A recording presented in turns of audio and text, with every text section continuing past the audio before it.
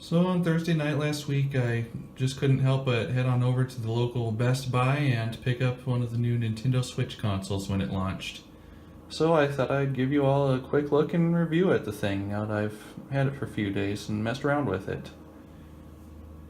It really is a very small console. And it's not much bigger than a mini tablet like an iPad Air. Just a little bit larger than maybe one of those tablet phones or an iPhone 6 Plus, something along those lines.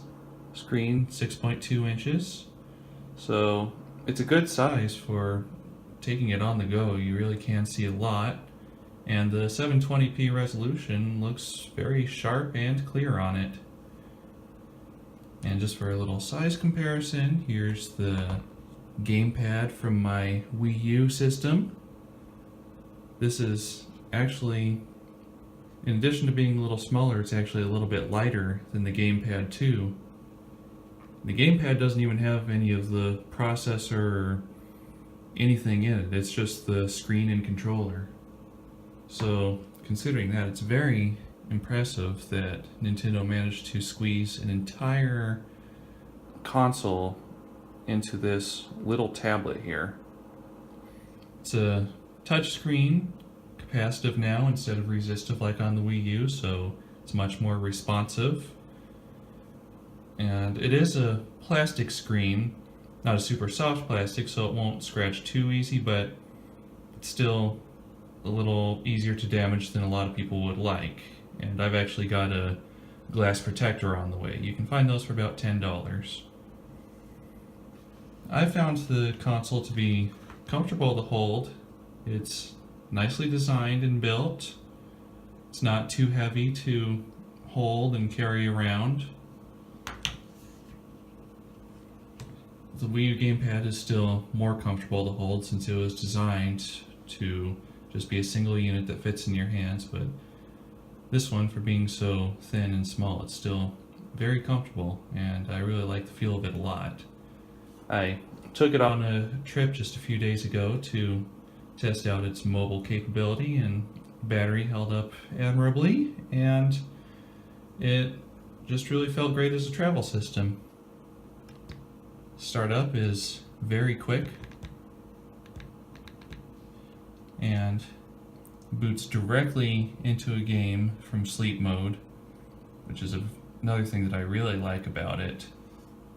As any other console, it takes at least a minute or even 2 minutes to get into a game from a cold start, and this is just immediate because of that sleep mode, so I like it a lot. And as you can kind of see there, everything looks very nice on that screen. Of course, the camera can't pick it up too well, but yeah, it's very, very clear and sharp, detailed.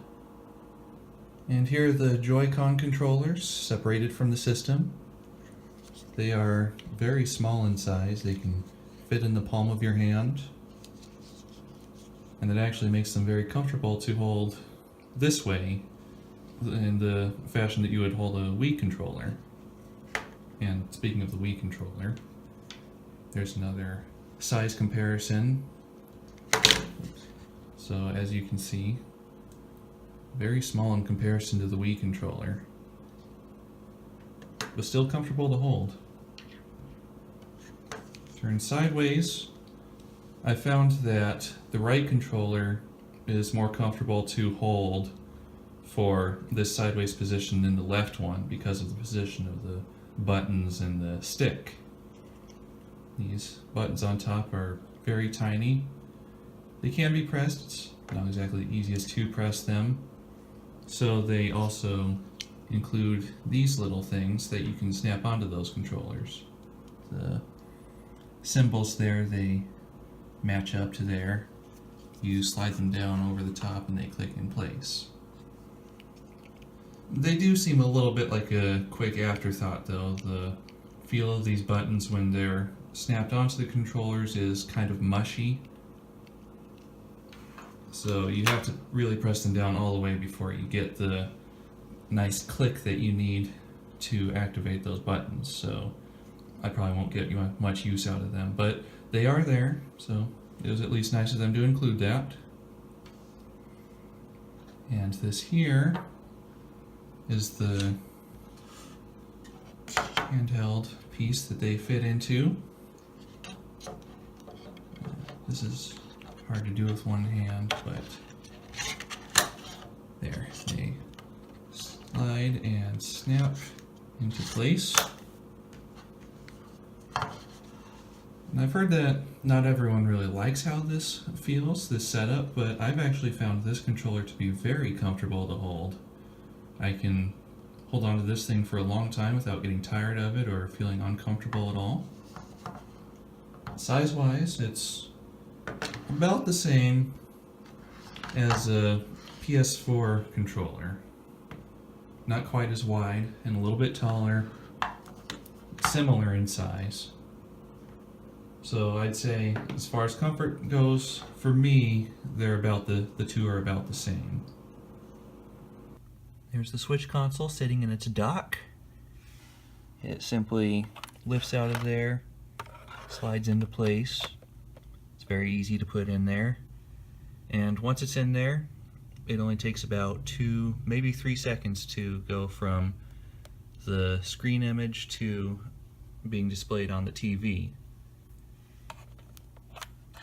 I have heard some complaints, of course, about the graphics not being that great, and they are just maybe a step above Wii U, not as good as Xbox One or PS4.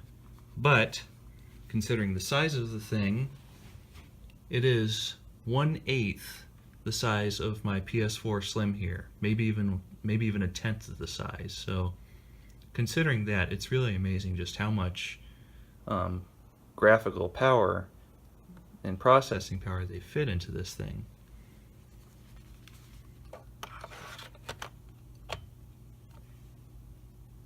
And now here it is displaying on my 60-inch TV.